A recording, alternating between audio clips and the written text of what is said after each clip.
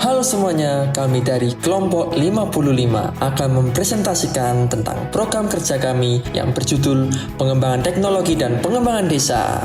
Yang pertama, pengembangan teknologi dan pengembangan desa. Pentingnya e-commerce Tokopedia sebagai media pemasaran online untuk pelebaran pangsa pasar.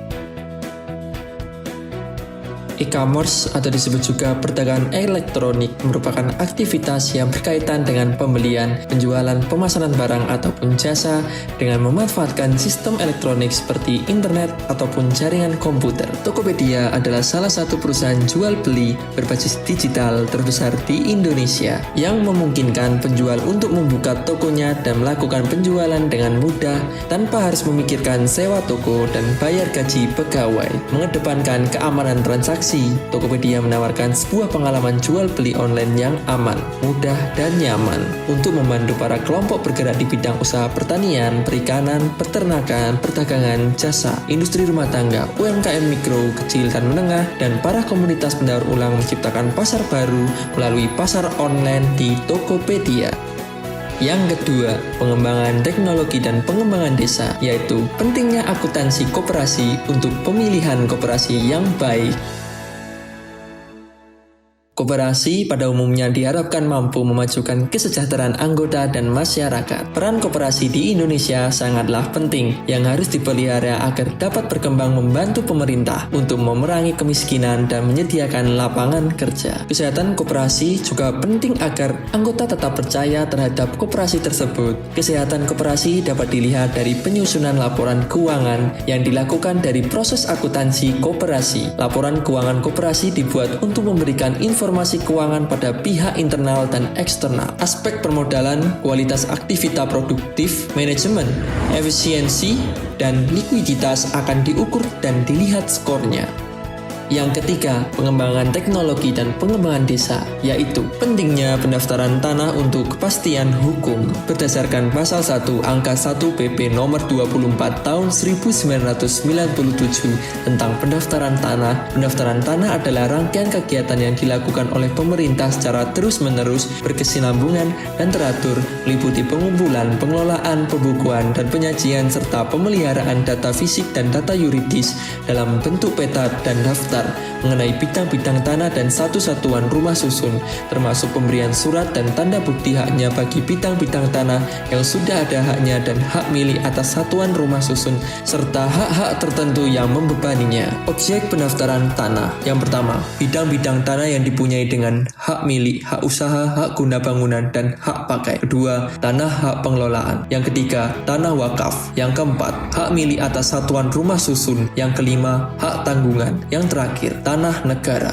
Asas-asas pendaftaran tanah sederhana, aman, terjangkau, mutakhir, terbuka. Lalu, tujuan pendaftaran tanah. Yang pertama, memberikan kepastian hukum dan perlindungan hukum kepada pemegang hak atas tanah, hak satuan rumah susun, dan hak-hak lain agar dapat membuktikan sebagai pemegang hak yang bersangkutan. Yang kedua, memberikan informasi bagi pihak yang berkepentingan termasuk pemerintah terkait hak yang sudah didaftarkan. Yang ketiga, terselenggaranya tertib administrasi pertanahan.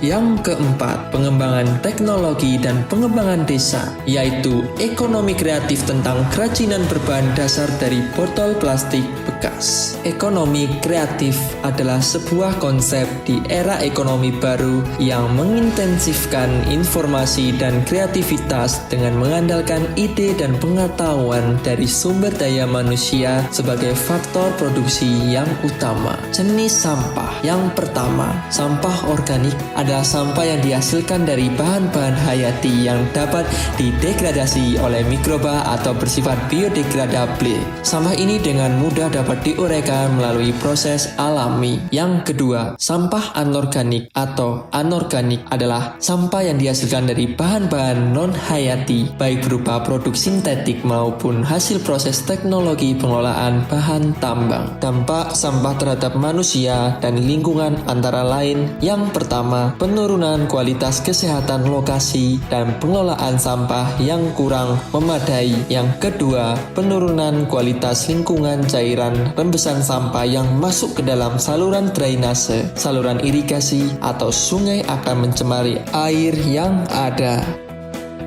Yang kelima, pengembangan teknologi dan pengembangan desa, yaitu mitigasi tanah longsor bagi masyarakat. Tanah longsor merupakan bentuk gerakan tanah dari tempat yang lebih tinggi menuju ke tempat yang lebih rendah dengan cepat dan cakupan luas. Sedangkan mitigasi bencana tanah longsor sendiri merupakan serangkaian upaya untuk mengurangi risiko bencana tanah longsor. Jenis-jenis tanah longsor. Yang pertama ada runtuhan. Yang kedua ada robohan. Yang ketiga sebaran, aliran, dan longsoran.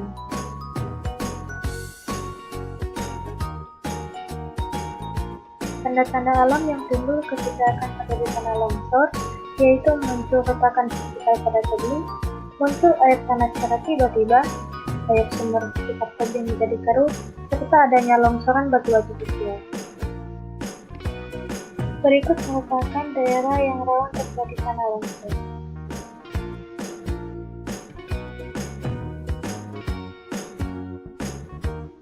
Beberapa penyebab terjadinya tanah longsor.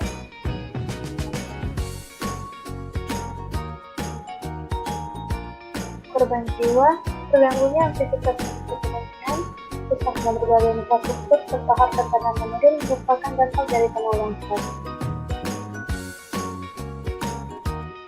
Berikut ini merupakan upaya-upaya untuk meminimalisir dampak dari tanah longsor.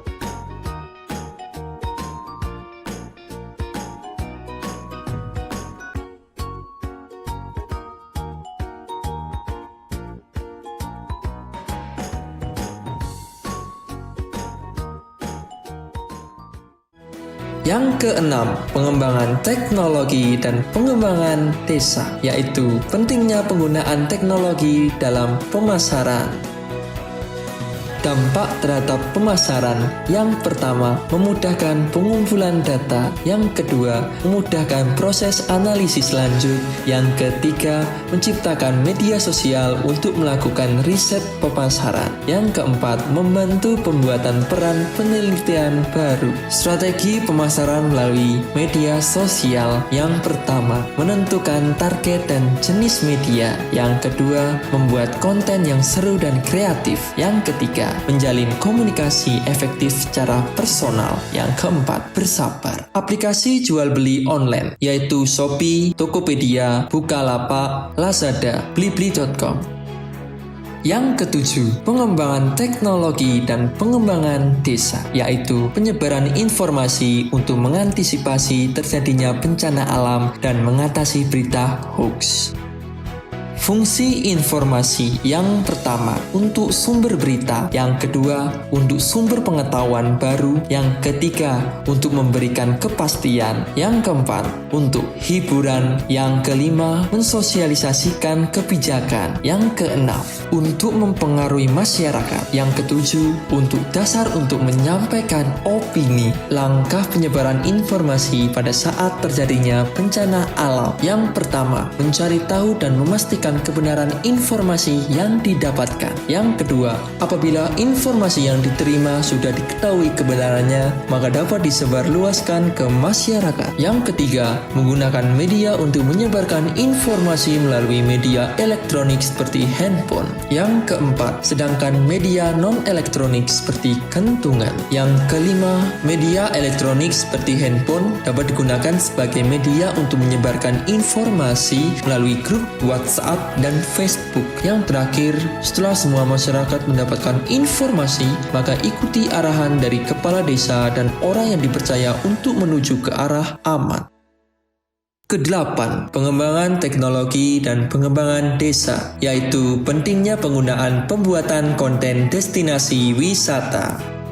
Media sosial adalah sebuah media online dengan para penggunanya bisa dengan mudah berpartisipasi, berbagi, dan menciptakan isi meliputi blog, jejaringan sosial, wiki, forum, dan dunia virtual. Blog, jejaringan sosial, dan wiki merupakan bentuk media sosial yang paling umum digunakan oleh masyarakat di seluruh dunia. Media sosial yang sangat cocok untuk penyebaran konten destinasi wisata adalah Facebook, Twitter, dan Instagram. Dari ketiga media sosial tersebut, media sosial yang paling efektif dalam penyebaran konten destinasi wisata adalah Instagram. Hal ini dikarenakan Instagram merupakan banyak sekali pengguna dibandingkan media sosial lainnya. Ditambah lagi, Instagram mampu menyebarkan gambar atau video sebagai media utama yang dapat disebarluaskan secara jelas dan sudah disimpan secara rapi sehingga para pengguna Instagram dapat melihatnya berkali-kali. Manfaat konten sebagai media promosi di media sosial. Fungsi dan peran media sosial ini mengubah cara seseorang berkomunikasi yang semula satu dan dua arah kini menjadi segala arah. Hal ini dapat menjadi keuntungan dalam penyebaran informasi karena dapat menyampaikan pesan atau informasi secara serentak kepada banyak orang. Yang kesembilan, pengembangan teknologi dan pengembangan desa, yaitu penggunaan dan pemanfaatan internet.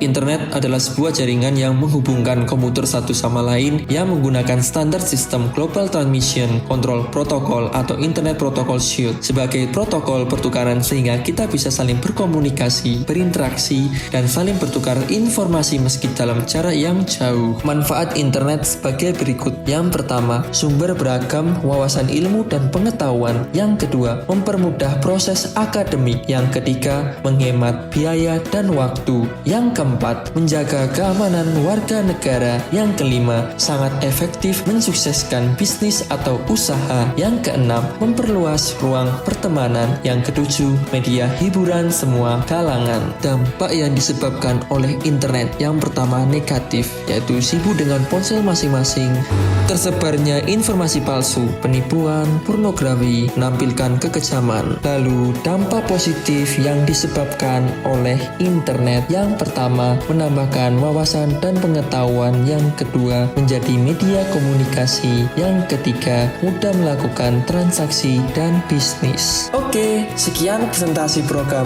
penyuluhan pengembangan teknologi dan pengembangan desa dari kelompok kami 55. Semoga apa yang kami sampaikan bisa bermanfaat untuk kalian semua. Terima kasih.